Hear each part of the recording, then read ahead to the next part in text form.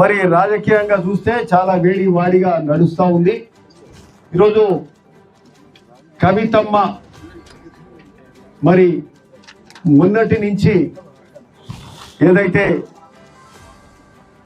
కాళేశ్వరం అవినీతి సొమ్ము మీద, కాళేశ్వరం ప్రాజెక్టు కూలిపోవడం మీద, ఏదైతే పీసీ ఘోష్ కమిషన్ మీద అసెంబ్లీలో మేము ఆ కమిషన్ రిపోర్టు అసెంబ్లీలో పెట్టి ముఖ్యమంత్రి గారు అసెంబ్లీలో దాని మీద షార్ట్ డిస్కషన్ పెట్టిన సందర్భంగా మరి ఓ పక్క అది జరుగుతుండగానే వాళ్ళు చేసిన తప్పులను ఎండగట్టే కార్యక్రమంలో భాగంగా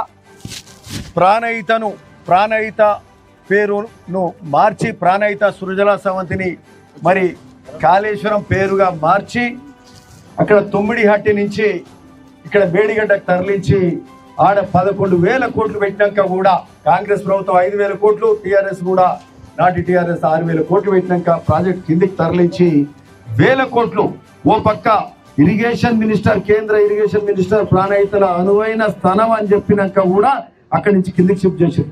రిటైర్డ్ ఇంజనీర్స్ కమిటీ కూడా ఇదే టీఆర్ఎస్ ప్రభుత్వం వేసిన కమిటీనే అక్కడ ప్రాజెక్టు కట్టొద్దు మేడిగడ్డలు అని చెప్పినాక కూడా ప్రాణహిత నుంచి కిందికి తీసుకెళ్లి మేడిగడ్డ దగ్గర కట్టి 1,00,000 కోట్ల మరి ప్రజల సొమ్ము దుర్వినియోగం చేసే కార్యక్రమం చేసిన సందర్భంగా సరే అది ప్రాజెక్టును కిందికి తీసుకెళ్లడమే కాకుండా డబ్బులు దుర్వినియోగం చేసుడే కాకుండా ఆఖరిగా కట్టిన ప్రాజెక్టు కూడా కూలిపోయింది.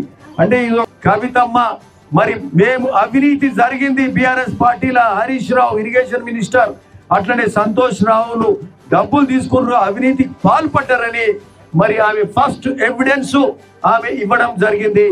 అది కూడా మరి పాత్రికేయుల సాక్షిగా ప్రజల అంటే వాళ్ళు డబ్బులు సంపాదించుకున్నారు అని ఆమె చెప్తుంది. మేమంటున్నాం ఈరోజు ఆ అవినీతి సొమ్ము మరి ముఖ్యమంత్రి చెప్తేనే కదా హరీష్ రావు కూడా తీసుకున్నదని కూడా ఈ సందర్భంగా చెప్తున్నాం. ఆ కుటుంబ సభ్యులు అడ్డగోలు అవినీతి చేసిండ్రు. ఈరోజు ఆ సంపాదించిన సొమ్మును పంచుకునే దగ్గర మరి పంచాయతీలు అయినట్టున్నాయి.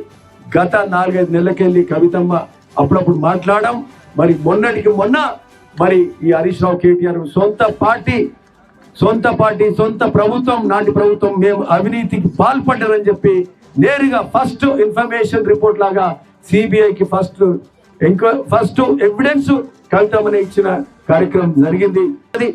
మరి రేవంత్ రెడ్డి గారు మరి సిబిఐ ఎంక్వైరీ చేసినాక కాంగ్రెస్ ప్రభుత్వం సిబిఐ ఎంక్వైరీ చేసినాక అసెంబ్లీ సాక్షిగా అన్ని పార్టీలు ఎంఐఎం కానీ బీజేపీ కానీ సిపిఐ కానీ కాంగ్రెస్ కానీ అందరూ కూడా ముక్త కంఠంతో సిబిఐ ఎంక్వైరీ చేయాలన్నారు. ఎంక్వైరీ చేయడం జరిగింది. మరి ఎంక్వైరీ చేసినాక సిబిఐ ఎంక్వైరీ చేయాలన్న బీజేపీ ఈరోజు మరి ఎంక్వైరీ చేసింది సబబు అని చెప్పే కార్యక్రమం మాత్రం చేస్తున్నారు. అంటే వాళ్ళు ఒక పక్క ఏమన్నారు, ఈరోజు ఆ ఎంక్వైరీని త్వరగతిన స్టార్ట్ చేపించే బాధ్యత భారతీయ జనతా పార్టీ తీసుకోవాల్సిన అవసరం కూడా ఉందని ఈ సందర్భంగా చెప్తూ మరి ఈ యొక్క కార్యక్రమంలో మరి చామల కిరణ్ కుమార్ రెడ్డి గారు అయితే ఈరోజు మేము ఇంతకుముందు చెప్పినాం ఇది కుటుంబ